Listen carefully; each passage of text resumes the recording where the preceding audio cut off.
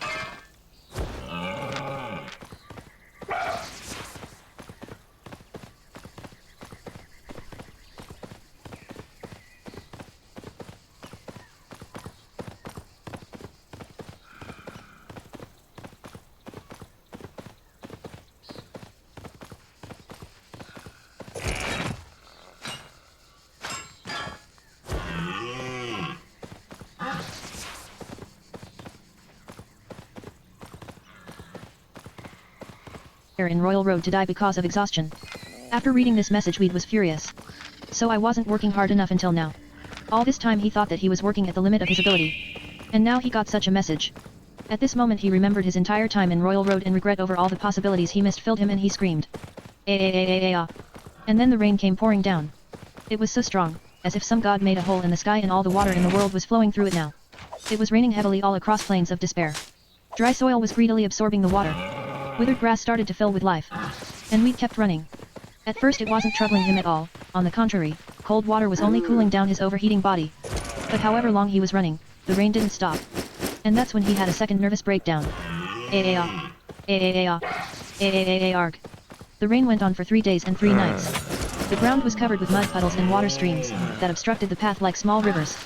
We'd had to make great efforts to avoid them. Unfortunately, he was alone on this journey and there would be noon to help him, were he to make any critical mistake. The plains turned to one big muddy swamp, which made it very hard to travel through for a short-legged orc. And the most unpleasant part was that he couldn't stop to rest because of constant heavy rain. The weather in Royal Road was known to have very quick and drastic changes. Many Royal Road websites even had discussion groups that were trying to figure out weather patterns and make a forecast. But Weed was passing through a barely explored region. And of course the map was of no help here. Winter. I hate winter. Quiek. Summer too, hate summer. Spring and autumn, those are the best. Was muttering he on the go. Weed had already fallen down many times, but every time he was getting back on his feet and continue walking. The rain was going on, and he was gradually losing his strength. He got a fever too. Just exhaustion. Nothing wrong with that. He was trying to convince himself. The time was running out and he had to hurry. But such disregard of his body didn't pass without consequences. His speed dropped even more, backpack's weight seemed to increase even more. He got dark circles under his eyes and his face turned a pale shade of blue instead of green. You are severely exhausted. The stamina recovery has stopped. Health is gradually reducing. To prevent collapsing from exhaustion you are strongly advised to rest. Weed couldn't allow himself to collapse in the middle of flooded plains. He searched his bags a little and started to chew one healing herb after another. He was doing everything he could to sustain his tired body in a working condition. In such manner, constantly urging himself, he reached the Rosenheim kingdom in 6 days. Or, more precisely, on 7th day he saw the walls of Siraberg. Cancel sculpture transformation. After shouting that he fell to his knees, but already in his human body. It was a miracle, that he managed to reach Siraberg without dying. Crossing the Plains of Despair was the most dangerous thing he did since he started to play Royal Road. Not because they were filled with dangerous monsters, but because he nearly died from exhaustion. After transforming back into human, Weed sat on the ground for a while staring into the void. His body finally got to relax and he wasn't able to make himself move again. Meanwhile players were passing by him on their way to and from the city. And most of them, especially girls, couldn't just ignore him. Cheer up. Live, uncle. Do not give up hope. One small coin after another were falling to the ground in front of Weed. And hearing such a sweet tingling of money, he would never admit that he's not a beggar. So he was quietly scooping them into a small pile. 3 silver and 14 coppers. There were times, back when he was in school, when he didn't have anything to eat. Almost all of the small monthly allowance, paid by the government, he was spending on his little sister. So he often had to eat expired food. For someone who experienced such things, every coin was a fortune. Oh. Weed finally forced himself to get up. His body was still fatigued and legs trembling. That was one of those moments when he felt that Royal Road is made just too well. He was tired not only physically, but mentally as well. Running for 7 days straight wasn't something just anyone could do. And if he wasn't using the 4-legged running, it would take even more time. Weed shook his head and slowly headed towards the city walls. He agreed to meet with Mapan at the fountain on Central Square. Lately Rosenheim Kingdom had a lot more players than before. Now its population wasn't much lower than that of Central Kingdoms. Other frontier kingdoms as well noticed that population of Rosenheim was growing. And of course the cause was the giant statue of a SPHYNX. It not only had restorative effects, it was raising various attributes too. Besides the nearby monsters became a lot easier to hunt. Of course, this situation wasn't going to hold for long. When other kingdoms get their own sculptors, painters, and other artists, players will disperse once again. Because of the SPHYNX sculpture many players were choosing a profession of a sculptor. And with time more and more fine pieces and masterpieces will be appearing in other kingdoms, and then Rosenheim will lose its advantage. Weed. I'm here. Deep in thoughts, Weed didn't notice that he got to the central square, where he was met by Mapan. He was waving his hand, trying to get his friend's attention. Wow. It's been a long time. Here, I got what you asked for. Like a true merchant, Mapan has already prepared everything. 2 million silver arrows, some weapons, and enough silver to smelt into the rest of required 60,000 weapons. That was 10 wagons worth of goods. I tried to get it as cheap as possible. In the end I got everything for 65,000 gold. I know we agreed on 70,000, but you can pay the actual price. Want me to put it on your tab? Carefully finished Mapan. To be honest, he was grateful to Weed, because he introduced him to Pale's party and GMKai's, which really helped him to earn some extra money. Besides, this deal helped him to raise his trading skills quite a bit. So he was expecting that he'll have to make a discount for such a big deal, or at least postpone the payment. However, Weed shook his head. 70,000. I'll pay in cash. Whoa. Really? Mapan knew that Weed is secretly a money bag, but didn't expect him to be that rich. But then it hit him and he started to worry. This was his old friend Weed, that wouldn't move a finger without a good reason. And like he expected, Weed continued. But only after you deliver it to the place. At your destination I'll pay you the full amount. Mapan sighed with relief. He still considered himself lucky. He would still be the one, responsible for delivery, as there would be no way Weed would be able to move the goods, occupying 10 carts. So where should I deliver it? To the Plains of Despair. Urokan Mountains to be precise. And it should be done in 10 days. Damn. Saying that Mapan was angry would be an understatement. He was about to blow up in Weed's face, when he passed Mapan his trump card. The map of Plains of Despair. With it anyone will be able to avoid the dangerous areas and reach the destination by following a safe route. And Mapan didn't have a choice but to agree. Besides. Villages of Exiles.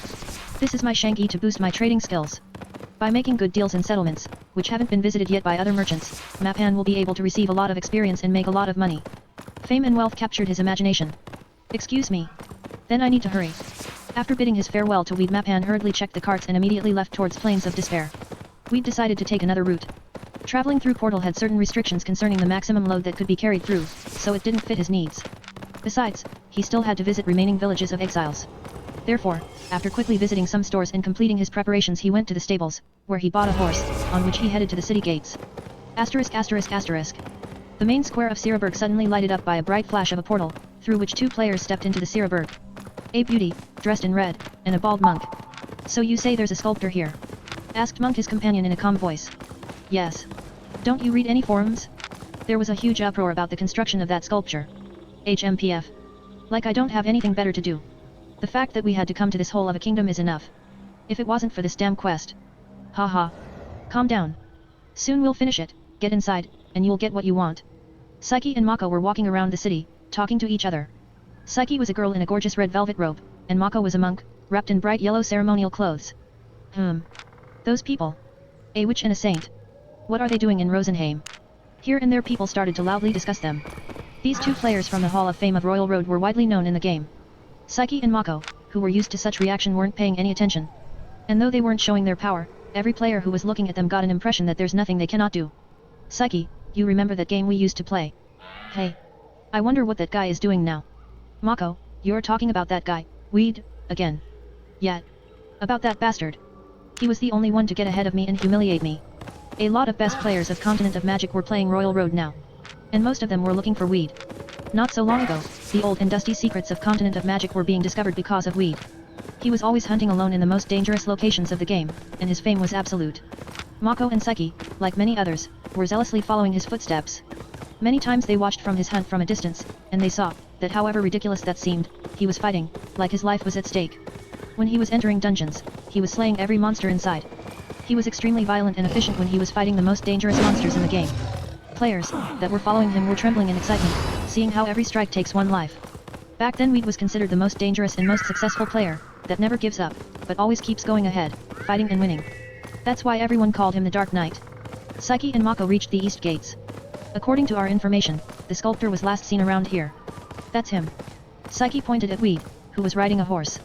After going through so much trouble in the past 7 days, Weed decided that the way back he'll spend with comfort.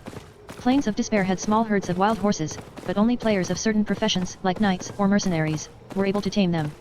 They could even make horses run faster. But sculptors didn't have any abilities related to horses. Though even druids could use wolf spirit and bards, their singing. But sculptors. Profession, that thrives only through hard work. Only after crossing Plains of Despair, Weed seemed to truly understand the sculptor profession. Hiya. Let's see how fast you can run. He was about to send his horse into a gallop, when two players blocked his road. A woman in red robe and a bald monk. Not giving him any time to express his anger, woman asked. Are you the sculptor? Yeah. That's my profession, and what is it you want from me? Warily asked Weed. He didn't like unnecessary complications and he didn't have time for them. Psyche smiled slightly and continued. That means I was right. It was you, who built the pyramid. Could you by any chance make us scorpion figurines, uncle? I'm afraid not. It seems you purchased some figurines from me before, but unfortunately I don't make any more souvenirs. Weed didn't have enough time to spend it for a couple silver coins, so he decided to lie. Some extra profit was always welcome, but right now he had an important quest waiting for him, with hopefully great reward.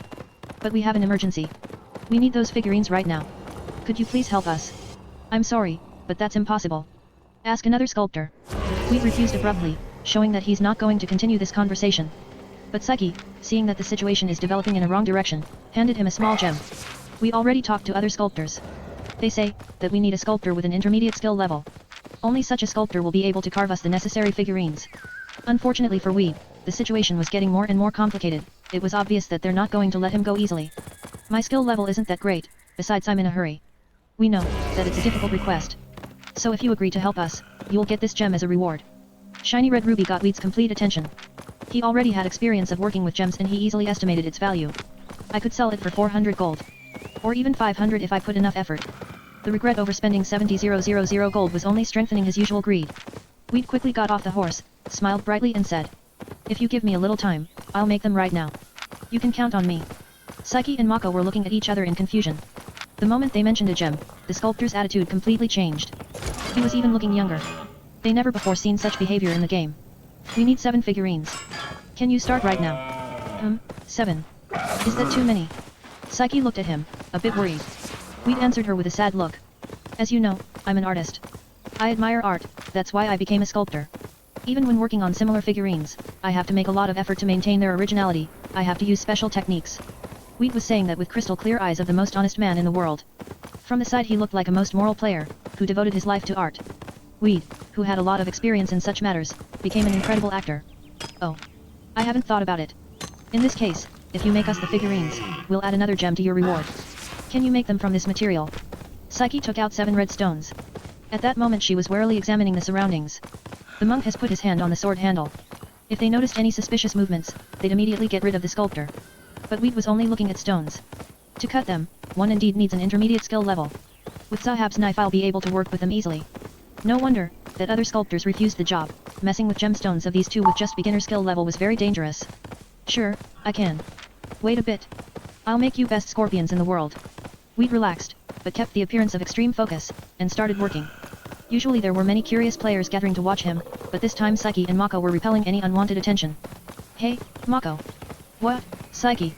Do you think he might be playing this game too? Weed, I mean. Skillfully moving hands of the sculptor froze for a moment, before continuing work, like nothing happened. It was unlikely, that in this huge world someone was talking about him. Them must be talking about someone with a similar name. Most probably. I heard, that he sold his account in Continent of Magic and moved here. There are rumors, that he's not only playing this game, but became a paladin of Order of Freya. Of course you shouldn't trust it much, but... What, did he realize his mistakes and decided to follow the path of light? That dark night, that was destroying everything in his path, like a death machine. Weed's hands started to tremble slightly. He sneaked a look at their faces. Mako added in a low voice. I want to meet him so much. I know, Mako. When you started playing this game 2 years ago, you was only regretting not killing Weed in Continent of Magic. Yet. I wanted to best the one who was considered the strongest by everyone else. I understand you. Everyone, who achieved anything significant in Continent of Magic must have had that feeling. You bet. To beat the one on the top. To take his position and make him suffer. If he's here, I wish I could meet him. No, I will definitely meet him. The continent is big, but our paths will definitely cross someday. And what will you do when you meet him? Oh, I'll happily greet him. It'll be such a joy. Ho ho ho. Psyche gave him a wry smile. Those are my thoughts exactly. When I meet him I'll happily welcome him. Right. We should kill him at least 1,000 times. Weed's hands were moving so fast, that they were barely visible. Only Zahab's knife was flashing from time to time. Sculptor, there's no need to hurry that much. No. Weed finished the figurines as fast as possible and showed them to Psyche. You did a great job. She nodded with satisfaction, handed him the promised reward and turned to her companion. We can finally return. Yeah, let's hurry. Mako and Psyche said goodbyes to the sculptor, turned around and walked away. When they were far enough, Weed sighed with relief. Phew. I really shouldn't tell anyone, that I have played Continent of Magic. As big was his fame, as strong was the hate, others felt towards him. After all he was dealing with everyone who ever attacked him with no mercy. He has heard of Psyche and Mako before. But thanks to virtual reality, he was able to see faces of people, who might become his worst enemies in the future. Chapter 8 Strange Companion. Once Weed finished his business in Rosenheim Kingdom, he headed into the Plains of Despair again. Though, this time he was riding a horse. It was a cheap common breed, known for its short stature, short and muscular legs and good endurance. People, who wanted to make an impression, were usually picking a horse of pure black or white color. But Weed certainly wasn't one of them, so he chose a simple brown one. Okay. Let's go. Come on, run. Loudly hitting the ground with its hooves, the horse broke into a gallop. In rocky or swampy areas it wouldn't be the best means of transportation, but on the plains, across which Weed was traveling, it was unrivaled. Yet, it's worth the money. He was enjoying the fast and comfortable journey. Now Weed could understand why other people were buying horses. But he still was bitter about spending those money. So he had to constantly comfort himself about it. Right investments is the only way to success. Though he only spent 3 gold on it, he had to constantly praise his new purchase to not feel regret. He was doing everything to suppress his greedy nature. But whatever was his reasons for praise, the horse really was a worth investment, as it allowed him to travel a lot faster than even when he was using quadruped run skill. In a single day he reached the border and passed into the Plains of Despair, then he changed direction and started to move in a strange pattern. Plains had passable terrain and great visibility in every direction, but Weed was riding to southeast for an hour, then making a sharp turn and riding another hour to northeast. Making such zigzags, he was gradually making his way to the east, towards the fortress of Dark Elves, though he had to spend his valuable time on meaningless wandering. A few hours later Weed encountered a party that was hunting on the plains again. Oberon and his companions just finished another fight and were resting. Of course they were alert and noticed the approaching rider first. What in the world? There are solo players, who come here. Everyone in Oberon's party turned around and looked at Weed in surprise. When they entered the Plains of Despair, they had to fight monsters almost non-stop. If in Rosenheim Kingdom they could brag that they can deal with any monster, here it was different. They've got to feel what real battle is the hard way. Abyss Knights, Lightning Casters, Poison Lords, Dark Dancers, Night Lords, and many other monsters of level 350, that were setting traps, making ambushes, casting deadly spells and summoning minions to aid them in battle. These lands were a real challenge for their party. A couple times when they encountered monsters of level over 400 it was only by their tremendous effort that their hunt didn't end at that moment. With every day the mood in the party was getting gloomier and gloomier. So it was no wonder, that the moment Oberon saw Weed, his eyes took a perfectly round shape. It is dangerous here. This is Plains of Despair. Hurry up, turn around and get away from here as fast as you can. Or no, we better escort you back. Oberon was a really noble man. He was ready to defend others even when he was being attacked himself. The warrior profession was often picked by such open, good-mannered, and kind people. But Weed wasn't anywhere near that kind of guy. It could be said, that he was an exact opposite. Weed just rode past them. He totally ignored the players, but not the items, left by them, like on their previous meeting. He didn't even get off the horse to pick them up, he just bent over to gather them into his saddlebag, holding on the horse only by his legs. I must gather everything. Having picked up the items, Weed continued his way to the east. Hey? He just left. Does he not value his life? Players from the hunting party were watching him ride away. Everyone is free to choose his own way to die. Really, there are people who like to travel alone everywhere. However Pluto, Oberon, Hysens, and a couple other veterans weren't so quick with conclusions. Weed's behavior wasn't that of a person, who was going to die in near future. A few thoughts flashed in Oberon's mind. He remembered how they encountered soulless wolves right after passing the border, and how they saw a strange orc, that picked up all the items, left after the fight. Could it be? Pluto looked at Oberon. That orc. So it was a player. If that was a player, then... They nodded to each other. The player, who can turn into an orc. Only one person comes to mind. Now others understood as well what exactly Oberon was implying. After all, this hunting party consisted of high-level players, very passionate about Royal Road. Hall of Fame. The orc from that video. He looked different this time, but that's him. The same terrible face. Right. There are no orcs in the game as ugly as this one. So that event is going to happen in Plains of Despair. Asterisk asterisk asterisk. Though this time Weed was traveling on a horse, his mood wasn't quite as good as it should have been. On his way he was noticing traces of the hunting party, or, to be precise, items, left by them. Weed could see them clearly, but couldn't come close enough to pick them up. There were strong monsters living in those areas, that would be hard to deal with alone. Besides, hunting party was coming through the middle of such areas, where the number of monsters was the greatest. At first glance plains looked like they were empty, but that was a misleading first impression. Every kind of monsters had its own territory, by walking into which players were forcing all of the monsters inhabiting it to attack.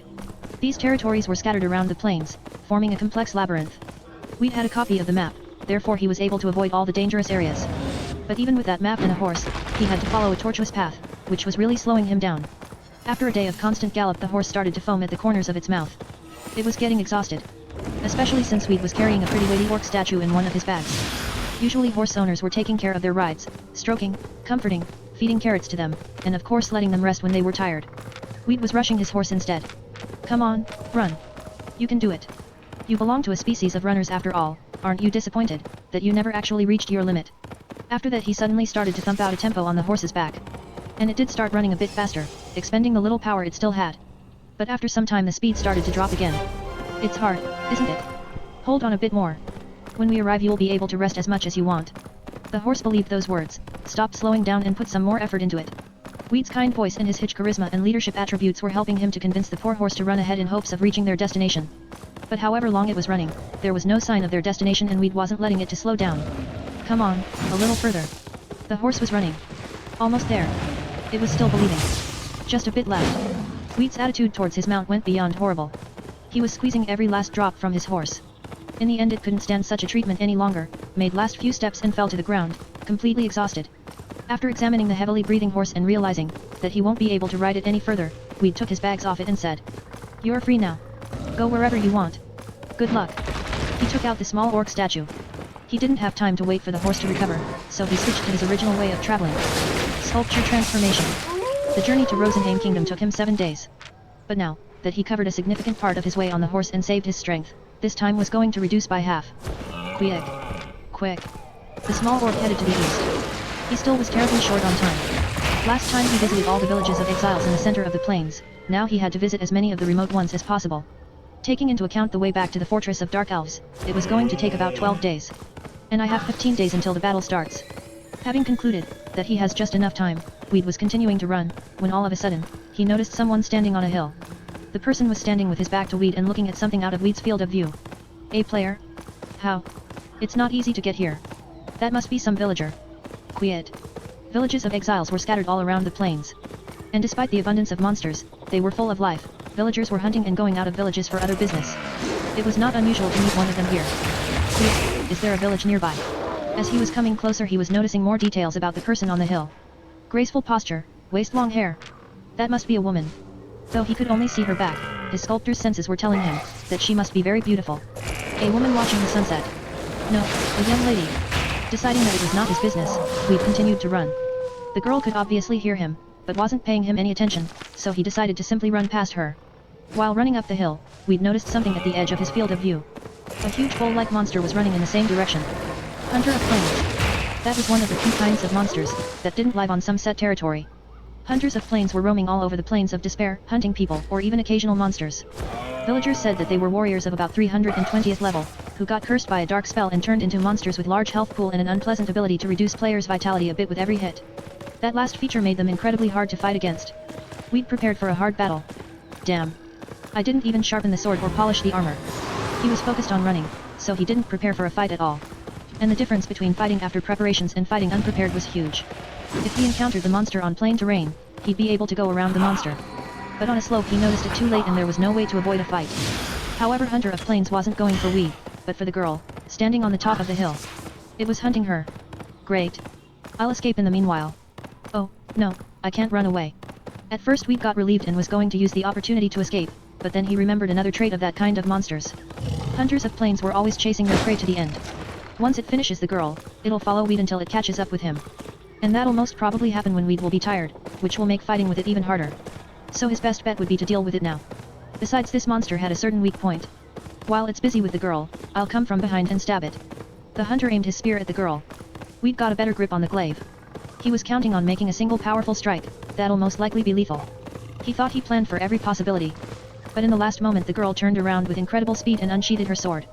The blade flashed and seemingly divided into 3 separate edges, which immediately struck the hunter, that was about to thrust his spear forward. The next moment the monster was dead.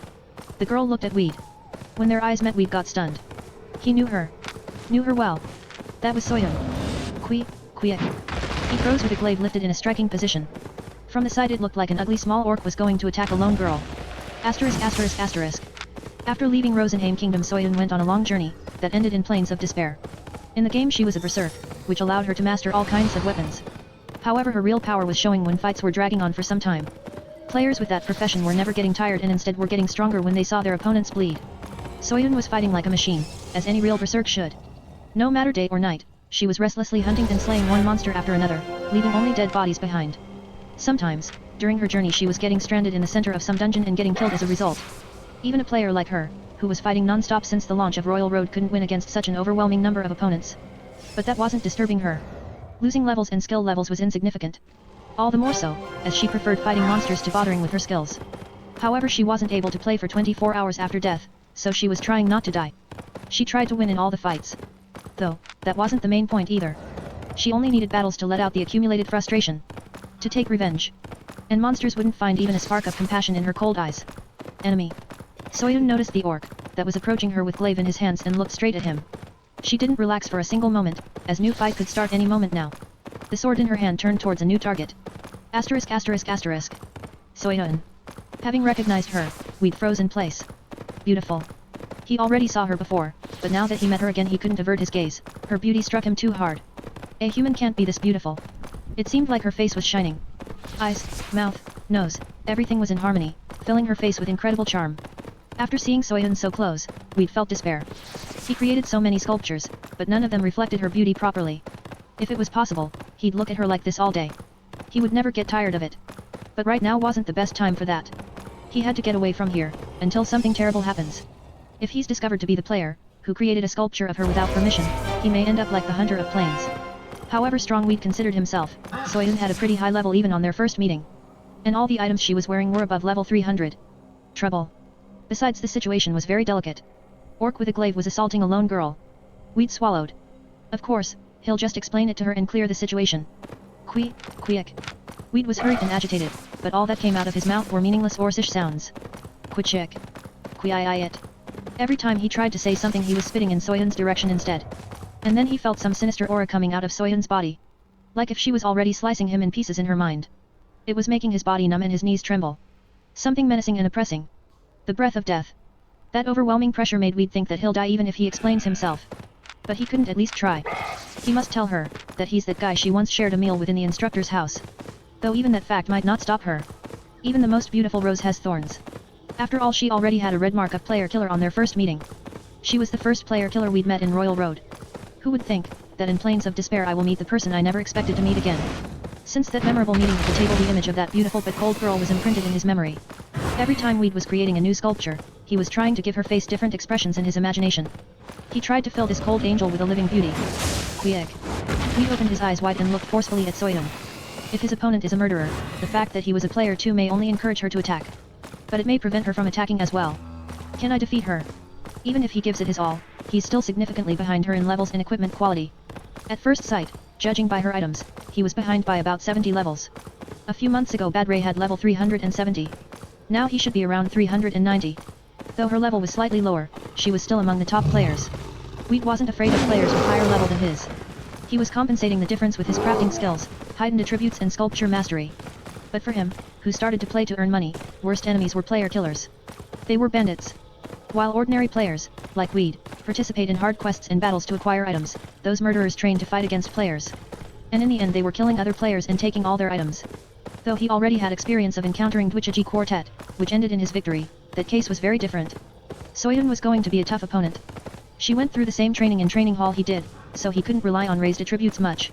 And he wasn't able to use his secret advantage, blade sharpening and armor polishing. Besides, a fighting profession, like hers, must have some unknown to him skills too. He didn't see any way out. However, Weed put even more intensity into his glare. He must show that it's exactly opposite situation. That he's at least of the same strength as her, if not stronger. And then use any chance to get away. We'd already prepared 36 different escape scenarios. But then Soyun simply lowered her sword, turned around and continued on her way. Weed couldn't understand what just happened. How would he know, that Soyun only fought monsters, that attacked her first? In his eyes she didn't see any threat, so she didn't do anything to him. Confused, Weed quickly came to his senses. Anyway, I don't have time for this. He continued to run towards Yuroki Mountains. But Soyun was moving too. And, surprisingly, they were going in the same general direction. Therefore a few days later their paths crossed again. At first Weed couldn't understand how did that happen. He was running as fast as he could for 2 days straight, but Soyun was slightly ahead of him anyway. But then he realized. He had to avoid all the monsters in their territories, while visiting exile villages at the same time. Of course his path was much longer and more difficult. Unlike him, Soyun was walking straight, fighting all the monsters on her way. Quick. Weed was hurt. He was putting all his efforts into running, but they still were moving with an equal speed. And Soyun was simultaneously hunting monsters and receiving experience and items. The third time they met at the Unopo Canyon. Since that moment they had to travel together. Soyun wasn't paying any attention to the orc that was following her, she was just following her way. Unopo Canyon was located in the northern part of Plains of Despair. 2 twin mountains were attracting travelers, like a giant pair of doors. Besides the canyon between them, the only way to get to the other side would be going around them or climbing over, which would be even more difficult. I don't have much time, quick. We'd decided to go through the Unopo Canyon. He was a bit worried about having to follow Soyun, so he decided to keep some distance to avoid danger. Or monsters, to be precise. This area was inhabited by giant yetis. They had thick white fur, that made them immune to ice magic. Besides they had level 340. They used to live in mountains, but were driven out by other even more powerful monsters, so they moved into the canyon, that happened to be a popular route for hunters in Plains of Despair. Can't help it. We'll have to fight with yetis. We'd decided to go through the canyon and was now watching Soyun demonstrate her outstanding sword mastery on occasion yetis. She's strong. While running through Plains of Despair, Weed was avoiding most of the monsters, but in Unopo Canyon he had to confront yetis. He had to fight. Even with his crafting skills, every fight required all of his skill. During fights his health was dropping to critical level, but for now Weed was winning them. It seemed that fighting didn't require any effort for Soyun. Using her techniques, with incredible grace she was killing several yetis at a time. Of course she had higher level and better equipment, but Weed noticed something else. Skill. Royal Road was a game, set in virtual reality. Here no matter how high was one's level of skills and abilities, only by using them effectively was one able to realize the full potential of his profession. It can be demonstrated on a duel between a monk and a swordsman, two most popular among players' professions. The player with a sword would try to keep his opponent at a certain distance during the duel, while monk on the contrary will try to approach as close as possible. If their skills are on equal level, the outcome of the duel will depend from their tactics, reaction, and a bit from luck. And in this case the fighter with most experience and skill will most likely win. Of course, that wasn't as important during Monster Hunt, though newbies, who didn't want to learn at all, could be killed even by weakest monsters. However, even experienced fighters didn't have a single chance against Weed, who spent an entire year on learning swordsmanship.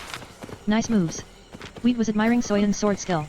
Her technique wasn't as organized as his own. Weed's swordsmanship didn't have any weaknesses. He was correctly using all his muscles, concentrating his strength on defense or sudden offense. Sometimes Weed was getting carried away and rushing into battle, completely forgetting about defense. Relying only on his agility and reaction, showing incredible feats, he was raining strikes on his enemies, defeating them sooner or later. But Soyun was fighting in a different manner. She was thinking about defense and offense at the same time.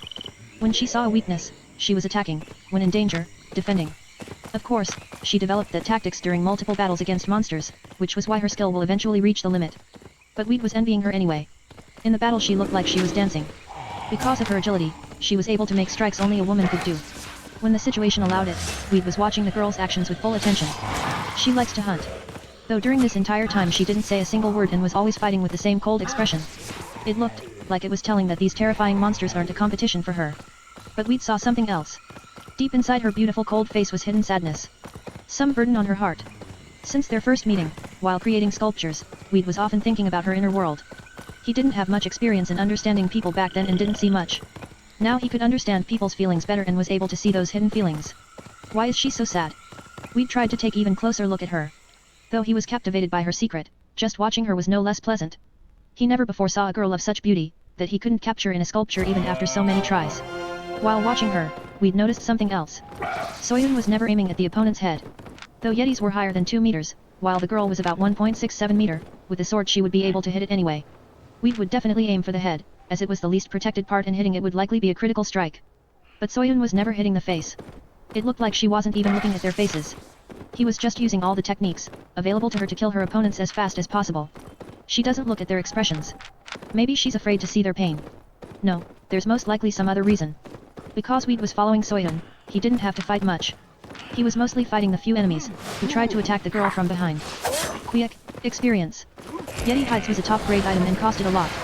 Besides their fur looked very impressive and clothes made from it were very warm. Shit. If I pick it all up, I can forget about cold.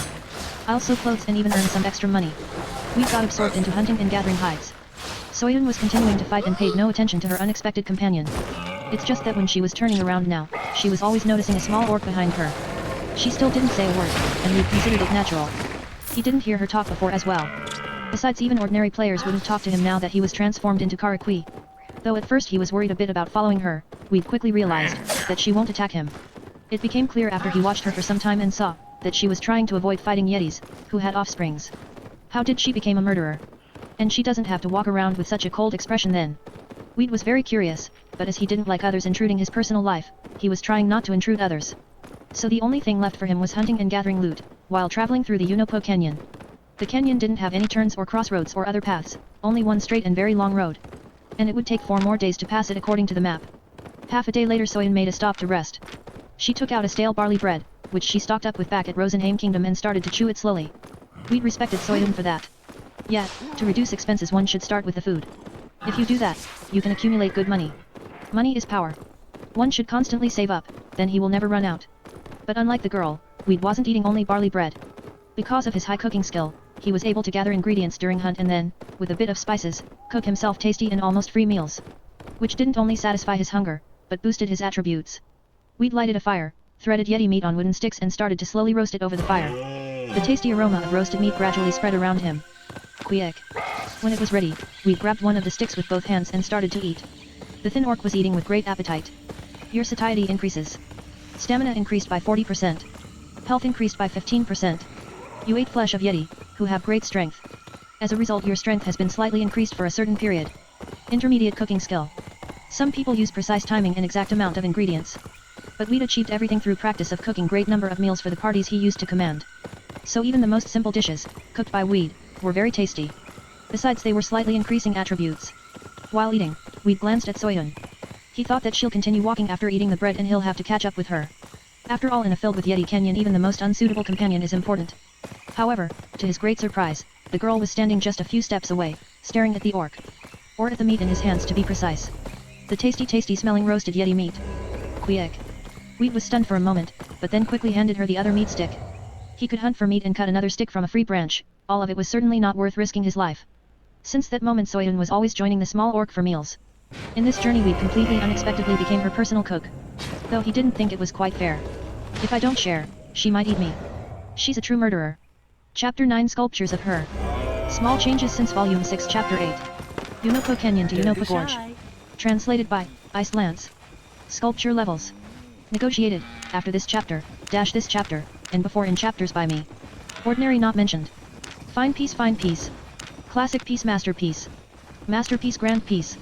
Since Weed and Soyun entered the Unopo Gorge together, they haven't said a single word to each other. But at every stop they were sharing food.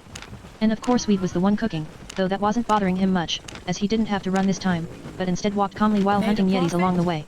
At first they were moving about 100 meters apart from each other. But that distance was gradually reducing.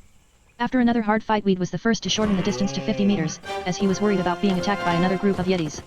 And after a few shared dinners the distance shrunk to 30 meters. Usually Soyun just approached him, taking her share silently and returning back to her place.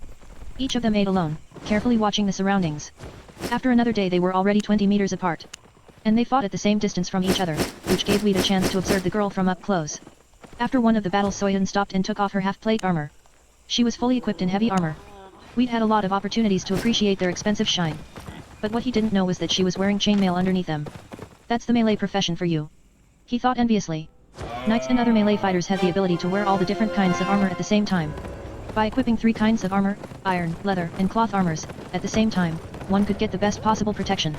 The only problem was that the combined weight required high strength, endurance, and agility attributes. If they were not high enough, one would quickly tire out and lose the ability to move. After getting an intermediate level of blacksmith Weed also gained that ability, but as he lacked the attributes, he didn't dare to equip all 3 kinds of armor like a knight.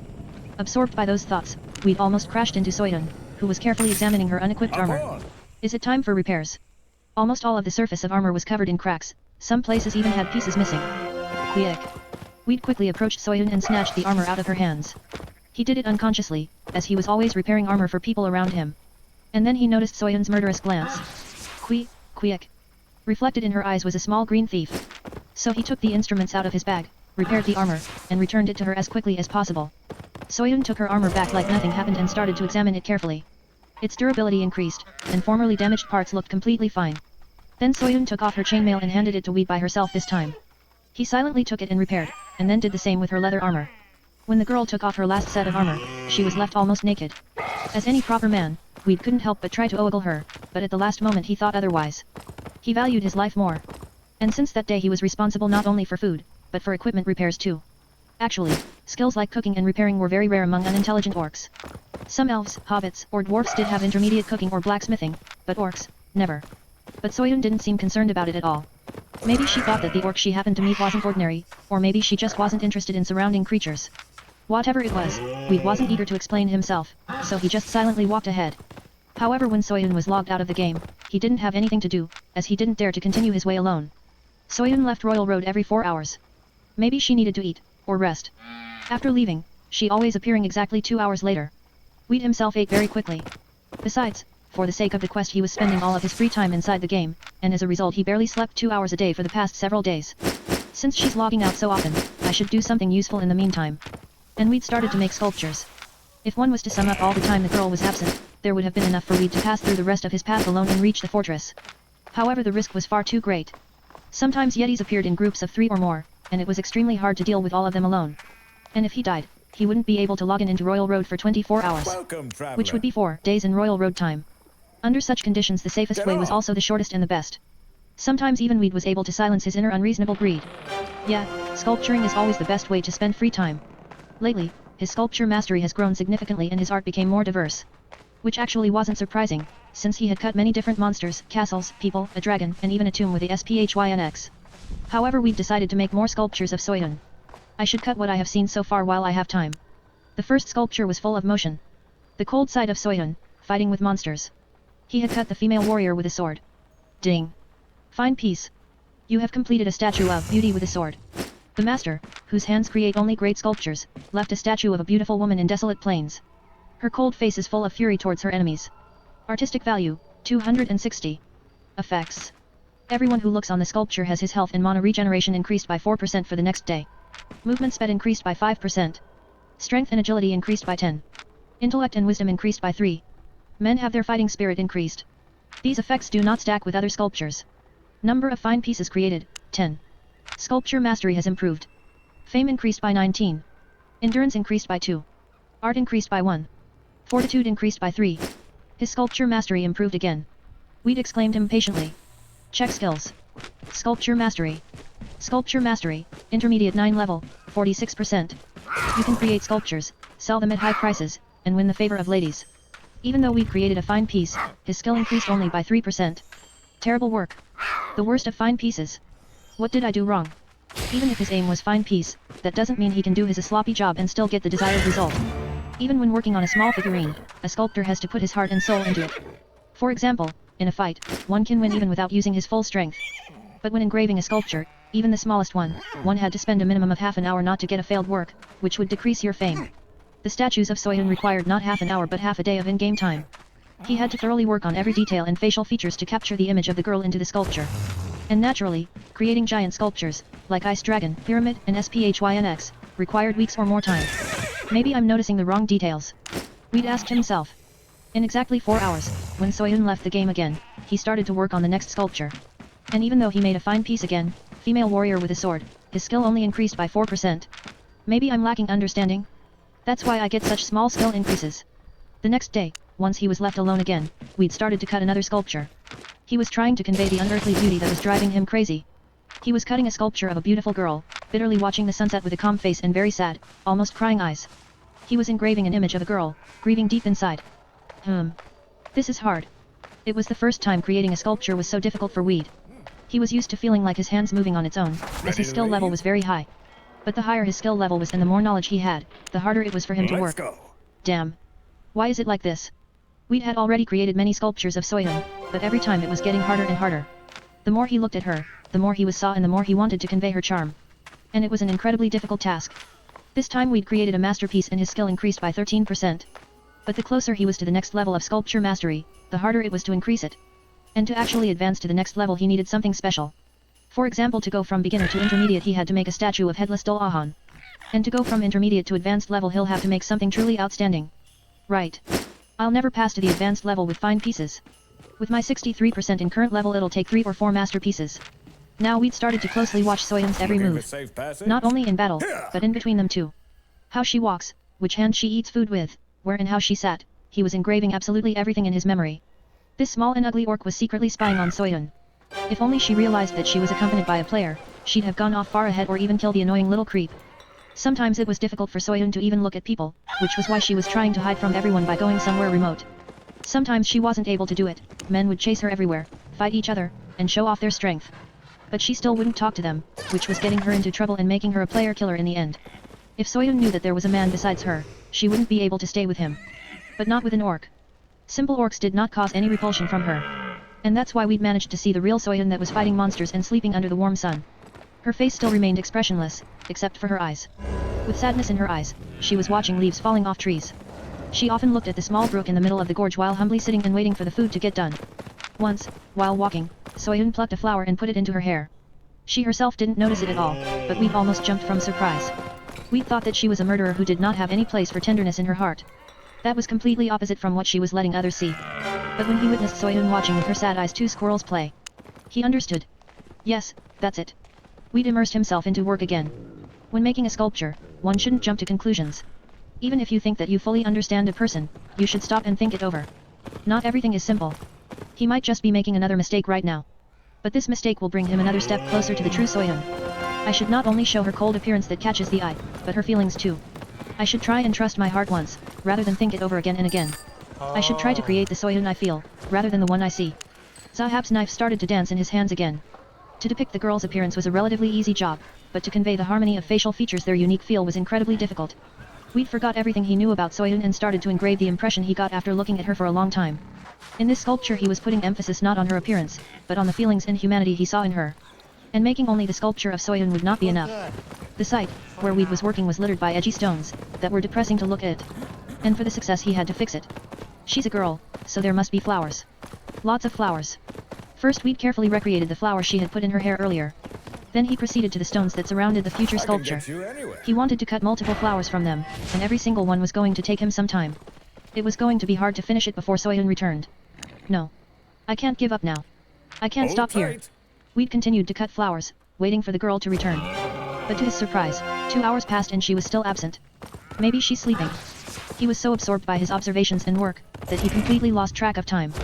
It was already night in real world, and what's more important, they had almost reached the end of Unopua Gorge, and he could continue to travel on his own. So she's not going to return for a while. I have time, so I should finish the sculpture and then go ahead. There's no reason to give up the work I already started. Weed proceeded to cut the next flower. Asterisk asterisk asterisk. Dr. Cha Yun-hee from the rehabilitation hospital was checking on her main patient, like she did every morning. Aren't you tired? Maybe you should rest some from Royal Road. Soyun, like always, kept silent, which was not a surprise for her doctor.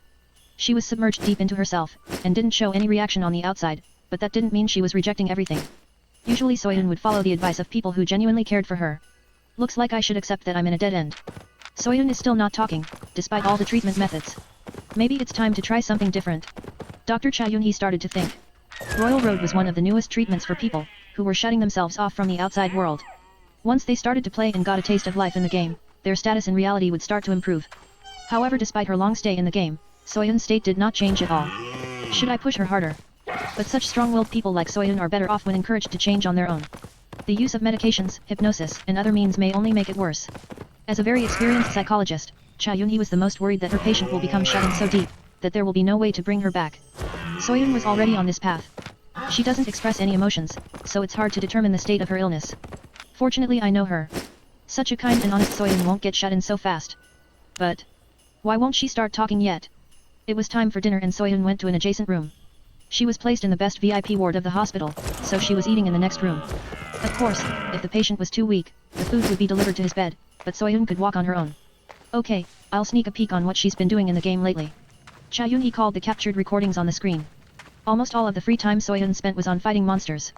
That didn't provide the necessary medical help, but Cha Yun-hee still continued to look through the recordings every day. The higher Soyun's level, the stronger the monsters were that she fought. Fights were gradually becoming longer and more violent. At times the entire battlefield was covered with blood and Soyun was falling in such a rage, that she looked like a goddess of war. This was temporarily relieving the patient's stress, but nothing more. After watching such recordings it took Cha Yun-hee great effort not to immediately go to play her own character. Yeah, Soyun has really high level, if she can hunt in Plains of Despair. Dr. Cha Yun-hee was a bit jealous. If she was in Soyun's place, she would die from the weakest monster there. But Soyun was fighting and winning most of the time. Not only because of her high level, but because of her vast experience that she gained from numerous fights. Now, I should quickly look through the rest before she comes back. Cha Yun-hee enabled fast forward. Soyun was still traveling the Plains of Despair and fighting monsters. Everything was the same. But then, something unusual happened. The girl was resting and looking at the sunset, when two monsters started to approach her from behind, a hunter of plains and some terrifying shorty. Oh. She will be in trouble if they attack simultaneously. But Cha Yun-hee wasn't very worried. If she did die, Soyun would leave the capsule the same moment and Cha Yun-hee have been notified.